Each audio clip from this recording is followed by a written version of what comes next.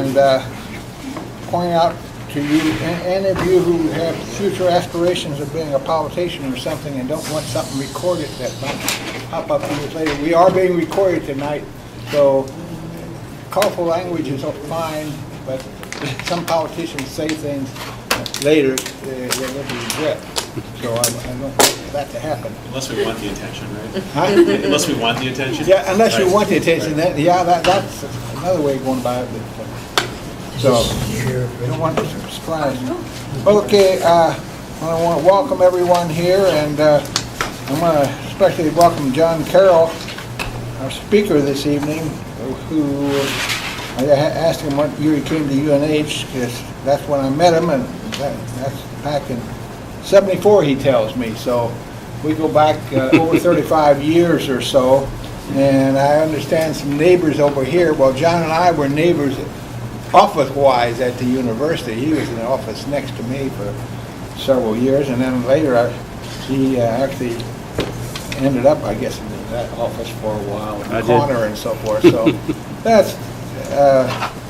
and that's back in the days when we were in the Institute of Natural and Environmental Resources, and John was brought in as a specialist in the natural resource area and environmental area and so forth at that time. I'll let him and Cynthia tell you about that. But,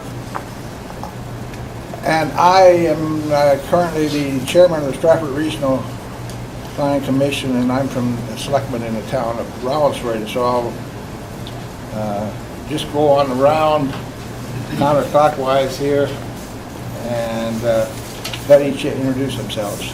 That would be me. That would be you. Cynthia Copeland with Strafford Regional Planning Commission. You left, Lou.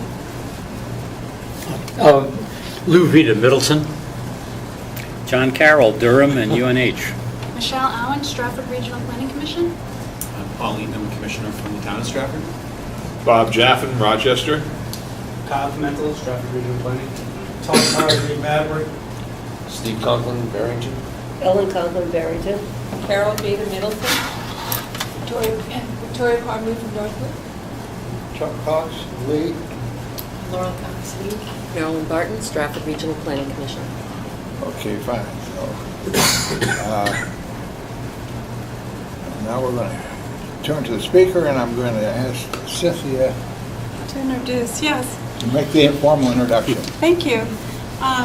John Carroll is the professor of environmental conservation at the University of New Hampshire, and he holds a PhD in resource development from Michigan State University.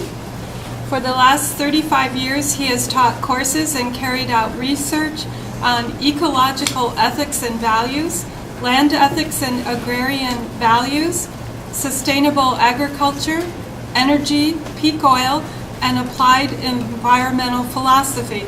Dr. Carroll is the author of 11 books, including The Wisdom of Small Farms and Local Food, Pastures of Plenty, and The Real Dirt. So I would welcome Professor Carroll here tonight. Thank you so much. Thank you. Thank you very much. I teach all of my classes at UNH in circles. The students sit in a circle, so I am very comfortable being here rather than up at the podium, especially for a group as small as this. I'm really honored to be at the same table with my old colleague Ed Jensen. We do go back, as you heard a moment ago, to 1974 as immediate next-door neighbors in James Hall at UNH in the Institute of Natural and Environmental Resources. I'm pleased to be at the table with my friend the Coxes from Lee. Chuck and I serve on the Oyster River School District Sustainability Committee currently, and we've had lots and lots of connections with respect to town agricultural commissions and other aspects of rural life. So I'm pleased to be here, and thank you very much for the invitation.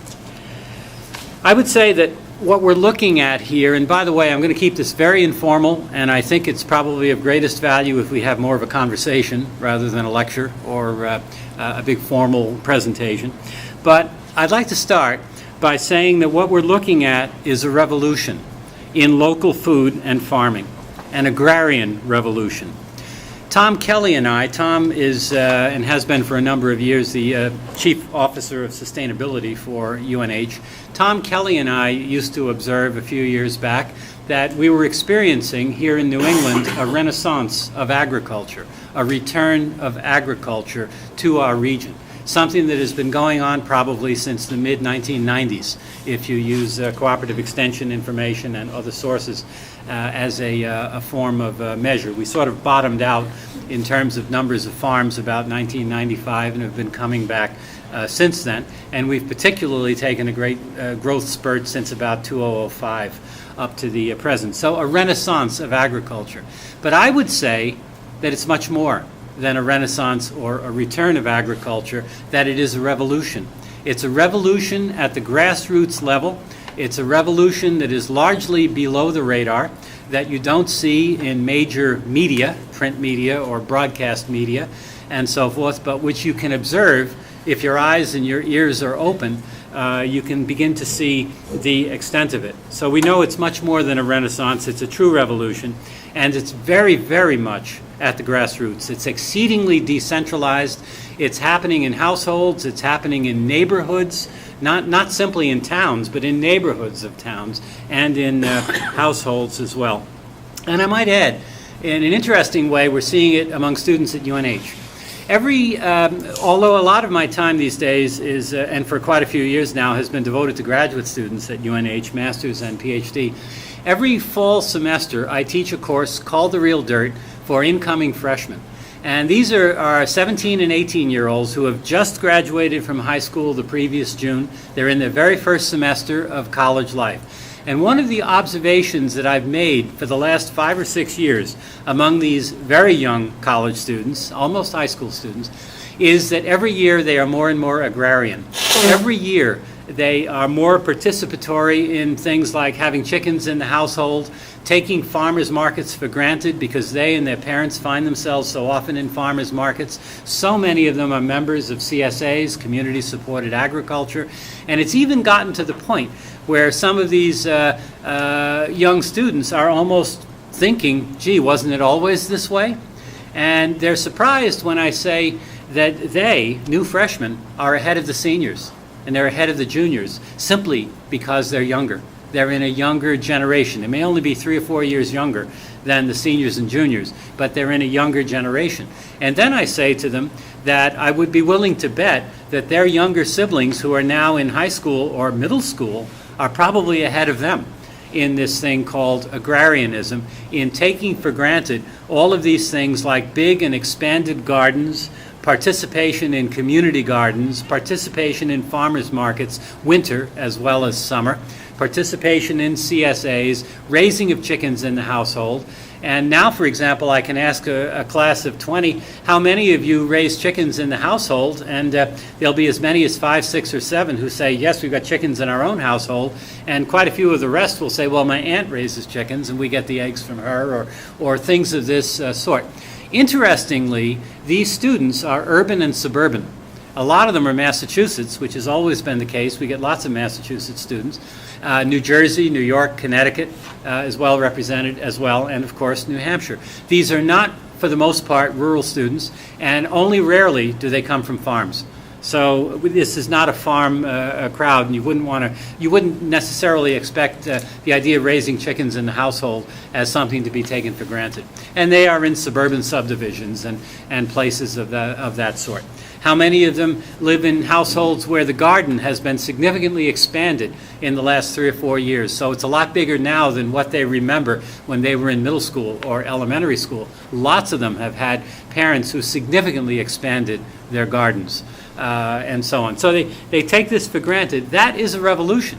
And they are far more agrarian. They are very interested in questions of farming and agriculture. And by the way, these are students of every conceivable major, and the biggest major in that class is liberal arts undeclared, which means they haven't chosen a major. These are not agriculture students, they're not biology students, they're not natural resources or environmental students.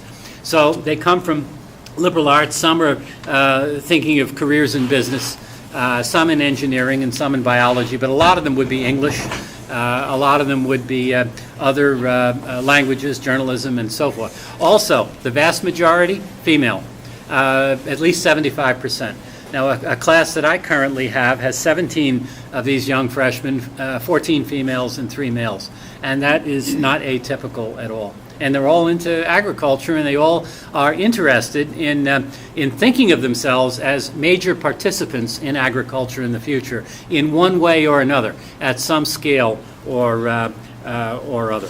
So I wanted to get that across, that we are in the midst of a revolution, which, if you keep your eyes and ears open, you can see it. You can see it in the farmers markets. You can see it in the thousands of people who show up at the greenhouses on the Rollinsford-Dover line, or at Exeter High School in the winter with our winter farmers markets. Or I was telling a gentleman here from a little while ago from Rhode Island that the Pawtucket Farmers Market is an incredible experience. About 2,500 people every Saturday morning through the winter in an old mill in Pawtucket that has, it seems like almost every farmer in Rhode Island is there. And the farmers of Rhode Island all talk about the Pawtucket winter farmers markets and the amount of money they make at the winter farmers market. And Pawtucket is very poor, with very, very high unemployment. People begging in the streets on the coldest winter days. It's a terrible situation in New England in terms of its economy. But the space is there, the farmers all come there, and they sell a good deal of food. And you know about our own winter farmers markets. Even Newmarket's got a winter farmers market, as small as Newmarket is. And many, many other towns and communities are setting up both winter as well as summer farmers markets all over the region. This is replicated all over. Some of the small, small towns of Maine now all of a sudden have farmers markets, very small communities. It is very much a rapidly spreading revolution. That is a major point that I want to get across here. A second point that I want to get across is that this represents significant economic development. It is not the easiest thing to measure or be precise about. For example, how much money changes hands in a farmer's market? How would you know? How could you possibly find out? It's almost all cash, which is interesting because it means no fees to bankers with respect to the credit cards. It's almost all cash, very little checks either. A great deal of money changes hands in the farmers markets, but you can't measure it, and you cannot accurately figure it out in any way. How much food is grown in personal gardens, in kitchen gardens, in community gardens? How many gardens are there? How big are they? What kinds of food are produced in those gardens? What happens to the food that is grown in those gardens? There's a wide array of answers to all of those questions, but you cannot get precise answers as to what people are growing, what they're doing with the food. You could do surveys, and that depends on the cooperation of people who are willing to tell you, and some people would just as soon not tell you such information any more than you would give out information about how much money you have in the bank. You'd consider that personal. So you're not going to easily find out those kinds of things. But these things are happening all around us. Bartering is happening all around us. Doesn't get measured anywhere, and that's bartering for services just as much as it's bartering for goods of one sort or another. Some of it being driven by the downed economy. You're going to see more and more of this sort of thing as we go on into the future, and our economy continues to contract or shrink, which I think is going to be happening for quite a long period of time. And people will get creative and so forth. Interesting story I told my students this morning in class, which you may have seen in yesterday's New York Times.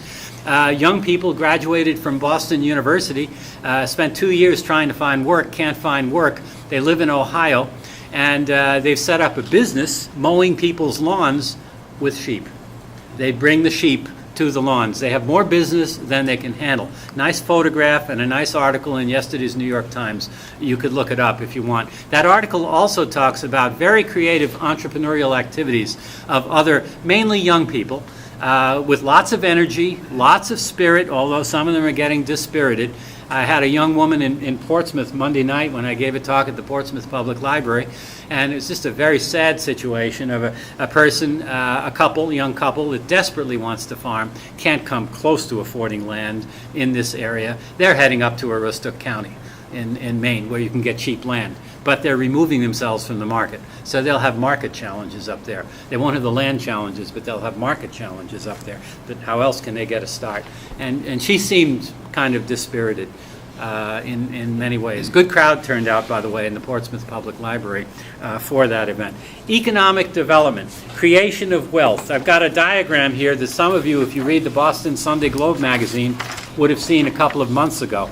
A house in Gloucester, Massachusetts,